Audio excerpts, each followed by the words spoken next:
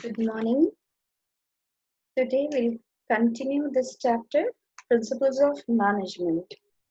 Last class we discussed nature and significance, and today we will discuss scientific principles of management given by F.W.Taylor, one of the renowned management consultants. Because of his contribution in management, he is also recognized as the father of scientific management. He was basically an American mechanical engineer, and he started working in steel factory basically. And using his engineering background, Taylor set out scientific studies and techniques. He was concerned with efficiency of workers and optimum utilization of machines and other resources in order to build a sound enterprise. He was from classical school of thought of management, and he gave 4 principles of scientific management. Let us first define scientific management. As per Taylor, Taylor said scientific management means knowing exactly what you want your employees to do and seeing that they do it in the best and cheapest way. Then only the enterprise will make profits, right? Then only your business will do well. So let us see what 4 principles he gave. Science, not rule of thumb. Harmony, not discord. Cooperation, not individualism. Development of every person to his or her greatest efficiency and prosperity. Let's talk about science, not rule of thumb. Rule of thumb means hit or trial method. That means there's no standard format of doing things. It's just people are trying to achieve what has been told to them or what has been expected out of them. There are no proper procedures laid down, right? But according to Taylor, he said there's only one best method to do things to maximize efficiency, and this method can be developed through study and analysis. He said rule of thumb should be replaced, totally it should be replaced from the organization, and best method should be found scientifically by involving investigation of traditional methods through work study. Suppose one work is being done, this work is getting done. After studying it, analyzing it, how what should be done to make this work better, or maybe people become more efficient, what we should do. So unifying the best practices and developing the standard method. These scientific methods are involved. And once this standard method is being designed and it is being used by the organization, it will result in specialization and higher efficiency, right?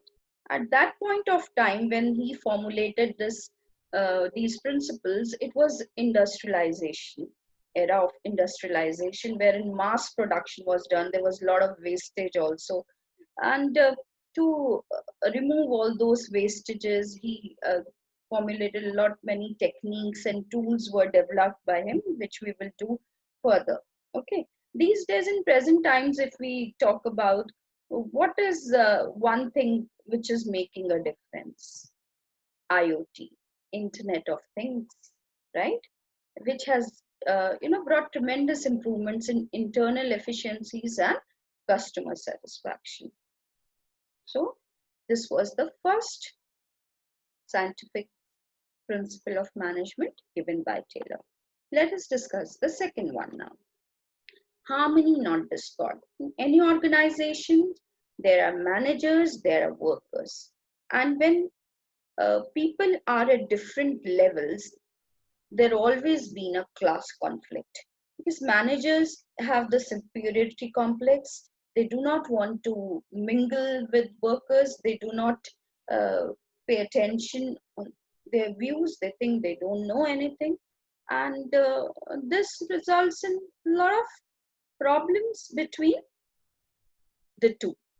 And what Taylor said, there should be complete harmony between management and workers if you want your organization to run smoothly. So he introduced the concept of mental revolution, very important. What does it mean? Both management and workers should bring a change in their thinking towards each other, right?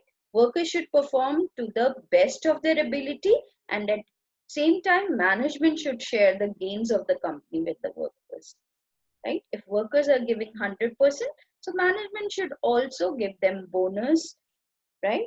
Give them paid leaves in any form. Some gains should be shared with the workers. And once the see what he said, the prosperity of an employer cannot exist for a long time if the workers are not happy. So employees should also be happy if employer wants to prosper, and it's vice versa, right? So he advocated harmony. There should be harmony between workers and managers and or the management, not discord. The third principle, what he gave or what he spoke about is cooperation, not individualism. Again, cooperation between whom? Workers and the management. The management should also consult workers in decision making. Let me give you one example. If workers are there working in the factory and it's time to go home after completing their shift, and suddenly manager comes with an order that from tomorrow they need to do 2 hours of extra work overtime, and without consulting with the workers, this decision was taken by the management, which may result in resistance from the workers. They may want to work or they don't want to work for extra hours. Okay, so whatever decisions are taken should be taken with the consultation of the workers when they are directly, those decisions are having direct impact on the workers, right? So competition should be replaced by cooperation, and there should be an equal division of work between workers and management. Management should reward the suggestions given by the workers, which result in substantial reduction in cost. If a worker comes to a manager, right, if we do this activity in such manner, uh, uh, so the cost will get reduced, or will land up saving this much of raw material. So management should acknowledge such suggestions. And workers also should never go on strike or this is for making unreasonable demand from the management, right? So it should be a cooperation between workers and the managers. They should not think themselves and an individual, right? They both are working for the organization and they should work in harmony.